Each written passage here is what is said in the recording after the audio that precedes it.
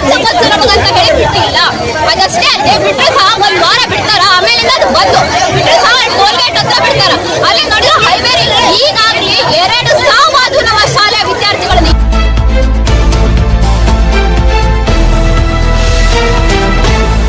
ಯಾವ ಸರ್ಕಾರ ಬಂದು ನಮಗೆ ಕೇಳಿತು?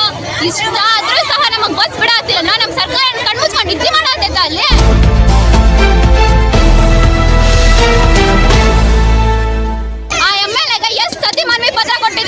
ಒಂದಿಷ್ಟೆಲ್ಲ ರೆಸ್ಪಾನ್ಸಿಬಲ್ ಸರ್ಕಾರಿ ಶಾಲೆ ಮೊನ್ನೆ ಬಡ ಸ್ಟೋರ್ ಮಾಡ್ಕೊಂಡ್ರು.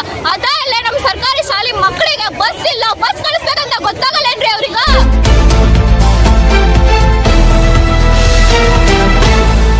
ಇಷ್ಟೆಲ್ಲ ಹೋರಾಟ ಮಾಡತ್ತೀವಿ 2 ತಾಸು ಇನ್ನೂ ಆದ್ರೂ ಒಂದು ಅಧಿಕಾರಿ ಸಹ ಬಂದಿಲ್ಲ. ನಮ್ಮ ಸರ್ಕಾರ ಕೈ ಕೊಟ್ಕೊಂಡು ನಿದ್ದೆ ಮಾಡತೈತ್ರಿ. ಇಂಥ ಸರ್ಕಾರ ಬೇಕಾ ನಮಗ?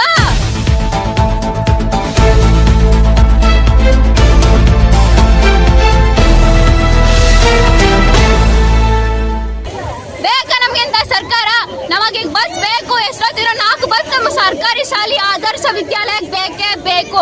ಅದಷ್ಟಲ್ಲದೆ ನಮ್ಮ ಸರ್ಕಾರಿ ಶಾಲೆ ಆದರ್ಶ ಏನೈತಲ್ಲ, ಅಲ್ಲಿ ಯಾವುದೇ ರೀತಿ ರೋಡ್ ಹಂಸಿಲ್ಲ, ಹೈವೇ ಐತಿ. ಮಕ್ಕಳು ರೋಡ್ ಪಾಸ್ ಮಾಡುವಾಗ ಎಷ್ಟೋ ಆಕ್ಸಿಡೆಂಟ್ ಆಗಿದೆ.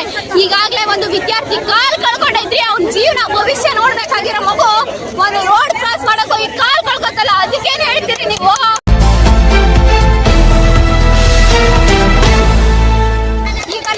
ಬಸ್ ಬೇಕು, ಅಷ್ಟಲ್ಲದೆ ಅಲ್ಲಿ ಹಂಪ್ಸ್ ಬೇಕು. ಯಾವುದೇ ರೀತಿ ಸಿಗ್ನಲ್ಸ್ ಇಲ್ಲ.